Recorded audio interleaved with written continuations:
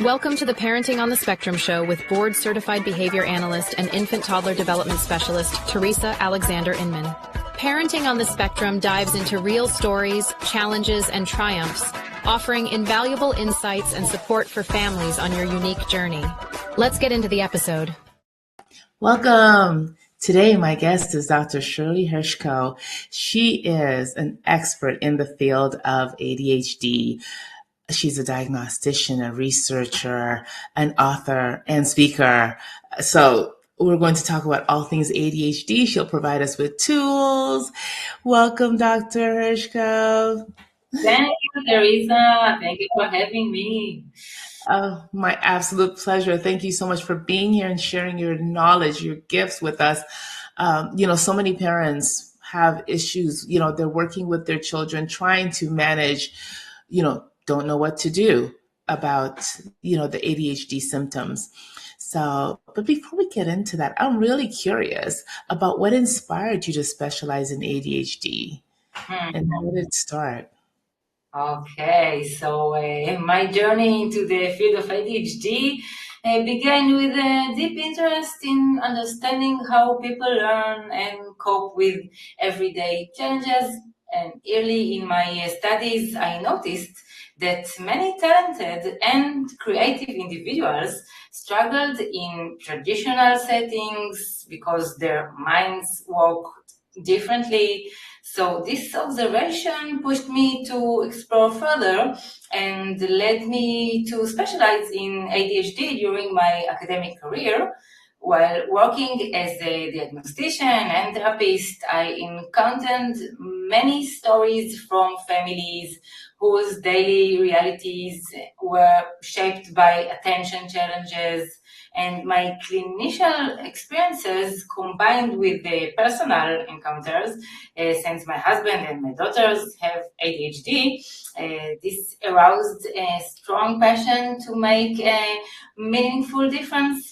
So I realized that there wasn't enough practical support for those dealing with ADHD, and I felt compelled to help fill this gap. So over the years, I became a researcher and a lecturer at the university. These roles have allowed me to deepen my understanding of ADHD and to contribute to the development of evidence-based strategies for diagnosis and support. I also wrote the book Making Sense of ADHD, aiming to reach more people with helpful guidance. And at home, ADHD is part of our family story. And my husband and my daughters, they bring both challenges and unique strengths. Living this reality gives me direct insights into how ADHD influences daily life and also relationships and learning. Yeah. So then you get to practice your research on them. Exactly. Awesome. So you developed a method, the Just a Moment method. Tell us a little bit about that. Okay, so Just a Moment method is a time management strategy I developed especially for people with ADHD after noticing how traditional tools often miss the mark. This method was born from observing the habits of thousands I've worked with, realizing that conventional approaches create frustration instead of solutions. What makes Just a Moment unique is its simplicity and respect for the way the ADHD brain functions. Instead of focusing on rigid schedules or unrealistic expectations, the method teaches individuals to break tasks into small, quick steps, just one moment at a time. This approach helps lower anxiety and reduces procrastination, making it easier to get started. With ADHD, the hardest part is often just beginning. My method uses rewarding micro successes to encourage activity, so even the smallest accomplishment feels meaningful and motivating. And over time, this builds confidence and creates positive momentum. So I teach just a moment through workshops and online courses, and it's been embraced by families, students, and also professionals worldwide. The positive feedback, I think, show that people with ADHD really feel less overwhelmed and gain a real sense of control over daily routines. So ultimately, the Just a Moment method supports people with ADHD by turning time management from a source of stress into an accessible, practical tool for success and designed to honor their unique needs.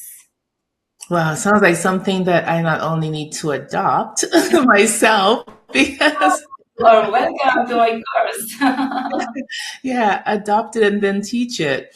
Oh, Yeah, as a way to manage because a lot of parents, I said they're dealing with. I mean, I deal with it myself, and mhm, helping other families being able to manage because, like you said, it can be a source of frustration. So any way that we can eliminate frustration, reduce stress, those are the tools, and then easy to apply, which is awesome. Um, yeah, that's the best. Yeah. Excuse me. Oh, excuse me. Yeah. yeah. So you also founded, oh my goodness, think I'm okay. Okay. um, okay. You also founded the ADHD People, right? Mhm. What is the mission and its initiative of this? Mm. I founded the ADHD People to create a positive, supportive space where people with ADHD could find community, guidance, and resources tailored to ADHD. The mission is simple: to empower every person with ADHD to reach their full potential while feeling understood and connected. The initiative includes online diagnostic and coaching services all over the world. Our team uses the latest scientific insights and practical methods to provide meaningful help for families, for students, and professionals. And we prioritize compassion and accessibility, making sure our programs are easy to understand and put into practice. So globally, our work aims to reduce stigma, bring cultural gaps, and make reliable resources accessible for everyone. With a holistic and research-based approach, the ADHD People is committed to supporting each person's journey and wherever they are in the world. Wow. And that is awesome that it's global. So Yeah, everybody can get together and we learn so much from each other. It's great to have a community, a global community where everybody can learn from each other. And I think it probably, not only that, it increases acceptance and understanding, because there might be cultural differences as well, right? When within yeah, society, the way people manage these behaviors. So, yeah. yeah, It's so important to feel the togetherness with ADHD. Mhm. yes.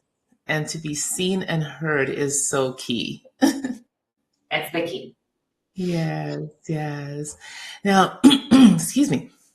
Um, why do traditional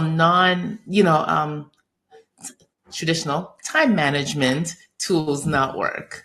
Because I've Mm. tried some of them and they're not working for me either. So, I'm sure.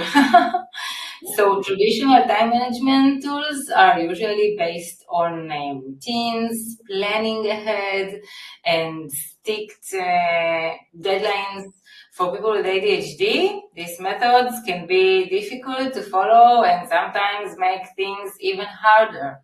The ADHD brain often struggles with time perception, organization, and remembering steps, which these tools don't take into account. And many individuals with ADHD experience time blindness, which means they have trouble feeling further future deadlines or estimating how much time tasks will take. When time management systems ignore this, they set people up for frustration and repeated failures. On top of that, traditional strategies rely on self-control and willpower, but ADHD affects these very skills. Procrastination, impulsivity, and emotional ups and downs and make it tough to stick to long multi-step plans or complicated calendars. So a major challenge is initiation, the ability to actually begin a project, and methods that skip over motivation or emotional barriers simply don't help. People with ADHD need tools that encourage gentle starts and immediate feedback, not just long-term planning. So this is why approaches like Just a Moment, which focus on small, achievable steps, immediate rewards, and flexibility can be more effective to people with ADHD. Wow. And I can see the benefit of using this in schools as well. Because so many children, and are affected by this, and a lot of teachers don't understand. And not only that, they don't really have the time, but I think if they make the time in the beginning to teach these skills, it gets easier later. That's what I'm doing with my students at the university. Yeah, yeah. And I think, the younger they start, the better, right? Of course, it's the best. Yes, absolutely. So, what are some of the biggest misconceptions about executive functioning challenges in ADHD? Mm. Okay, so one major misconception is that executive function challenges mean someone is lazy or lacks motivation. In reality, these skills like planning, memory, starting tasks, and staying organized are managed by brain systems that work differently in people with ADHD. It's not a question of effort, but a neurological setup. And another, I think, common myth is that executive functions can be fixed by trying harder or simply practicing more. While effort does matter, a successful improvement relies on understanding and supporting how the ADHD brain operates, often with tailored strategies and compassion. Some people believe that children will grow out of executive difficulties, but research shows these challenges often continue into adulthood, affecting work, relationship, and daily life. With the right support, however, people can learn effective techniques. And also, I think many people think that medication alone will solve executive function problems. Although medicine can help, some symptoms, skills like organization or time management require active training and regular practical support. Yes. And like you said, it does grow into adulthood because, again, I'm there and still trying to figure this whole thing out. So Yeah, it can be challenging. Yes. it's getting worse. Yeah. Adulthood. Absolutely, because the ineffective tools, they compound, as opposed to if we had effective tools, they would compound. So it's just really important that we learn these tools so that we can be more effective. Exactly. Yes. So how can parents and teachers support the development of executive functioning in children with ADHD?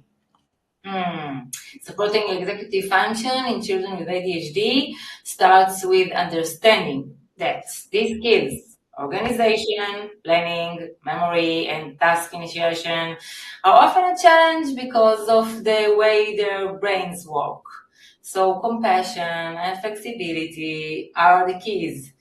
Parents and teachers help most when they create routines and break tasks into clear steps and give frequent encouragement. And practical examples include the visual schedules, color-coded materials, and checklists that show progress, giving advance warning before transitions and teaching children to plan one small step at a time helps them build confidence. And also, modeling problem solving and organization is powerful. And when adults show how they use calendars or timers, children see executive skills in action. It helps for families and schools to talk also openly about challenges and also celebrate successes together, even tiny milestones. And also, I think maintaining a positive and patient attitude is important, since frustration can make children feel discouraged. Mistakes should be treated as learning experiences, not failures. Building a supportive environment where kids feel safe to try new strategies produces the best long-term results. And I think lastly, working together, teachers and families create consistency. It's also sharing the updates and ideas between home and school ensures that skills learned in one place are reinforced elsewhere, making practice more effective for children with ADHD. Yes, yeah, and that is the key, right? Teachers and parents working together because there's some things that the teachers learn about the students because they have them for such an intense period of time, and things that the parents learn, and if they share those, that makes it more effective and, like you said, decrease frustration for the child instead of, the parents are struggling to do this and the teachers are struggling, and coming together, they notice different things, and maybe they've tried different things that are more effective. Yeah, exactly. So important. Yes, yes. So are there any new research trends that excite you? Of course. Right now, I am especially excited about the research that highlights the strengths and talents often found in people with ADHD. New studies show that creativity, problem solving, and the ability to think outside the box are common in this group and deserve recognition. This approach moves from seeing ADHD only as a disorder and encourages celebrating neurodiversity. Also, advances in technology, such as apps for organization, reminders, and emotional regulation, are opening new possibilities for practical support. These tools make it easier for families and schools to find strategies that work and fit individual needs. There is also exciting research on the link between diet, sleep, and ADHD symptoms. Understanding how lifestyle choices affect attention and executive function inspires new ideas for a holistic treatment approaches, and this is also very, very exciting. Yeah, I am honestly most excited about the diet part because it sounds like one of the simplest things that we could change, right? Because we know the brain and the gut are connected. So it's really important that we improve the diets of children, just neurodiverse children, I think, in general, because they tend to be selective eaters. They tend to go more towards the processed foods. And I think though, if we didn't introduce processed foods, maybe that might be the better way to go? It can help them, and I think it can help everyone. Yes, yes, I agree. I agree because the healthier we are, the better we are, right? Yeah. That, our thoughts are better, everything just improves. So awesome. So, if you could teach the world one thing about ADHD, you can choose more than one if you want. Well, what would that be? I have one. If I could teach the world one thing about ADHD, it would be that people with ADHD are not less capable. They simply think, feel, and learn in a unique way. This is, in fact, the reason I wrote the book, Making Sense of ADHD. ADHD is not a lack of willpower or effort. It is a neurological difference that brings both challenges and extraordinary strengths. Understanding and kindness are powerful tools. When families, schools, and communities approach ADHD with curiosity and compassion, opportunities for success open up. Judging or blaming only adds difficulty, while empathy makes all the difference. I agree. And, teaching other children about, ADHD, I think is helpful because then they don't look at, one child as being, having something wrong with them. They learn, okay, you know what? And maybe that child could learn about themselves. It's like, okay, I have a diagnosis of ADHD. So that means, and maybe they can share that with their peers so that the teacher's not saying, oh, well, he is. It's this child and being empowered to say, okay, this is why, and this is maybe how you can help me, or, just to have other children understand, because when nobody understands, I feel that children are ostracized, right? As having something wrong with them, or, they're different, and, we're uncomfortable with different in a lot of ways. Mm-hmm. Wow, you're so right. That can make all the difference for these children.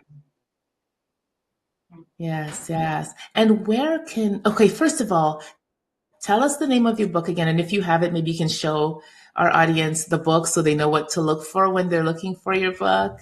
Oh, the name is Making Sense of ADHD. It's available on Amazon right now, and we can maybe put the link to together because it really, really helps to understand what you need about ADHD. It's like the Bible of ADHD. I heard people call it. So making sense of ADHD in Amazon. Okay, yeah. And that's a simple enough title. Everybody can remember that. So super awesome. Thank you so much, Dr. Shirley, for sharing your heart Thank you. and really your life experience, because like you said, you're living it at home. So thank you. Yeah, thank you, Theresa. I enjoyed talking with you. Oh, you're most welcome. I really enjoyed our chat. Do you have a website that people can go to find you as Yes, well? yes, of course. If you write Dr. Shirley Hershko, so you can find it and also get information about the diagnostic procedure online and everything. So you are most welcome. Awesome. Awesome. Thank you again. And to our audience, thank you so much for watching. This has been, and as you can tell, this has been so informative, so many great tools and tips. I would encourage you to get the book to help because, there's so much stigma out there about ADHD and other neurodiversities. So it's really essential that we empower ourselves so that we can empower our children. We can empower the people around us to teach them ways to address this and again to remove the stigma from ADHD. So thank you so much for watching, and I really hope this has been a help to you. I know it has because I've learned a lot. And I've been in this field for a while. And also you can find us at E360 TV every Thursday, 6 p.m. Eastern. And also you can follow us on Spotify at Parenting on the Spectrum. Thank you again for watching. Any final words, Dr. Shirley, before we sign off? Thank you for the conversation, and go and learn about ADHD. It's so important. Okay, awesome. Thank you. Thank you.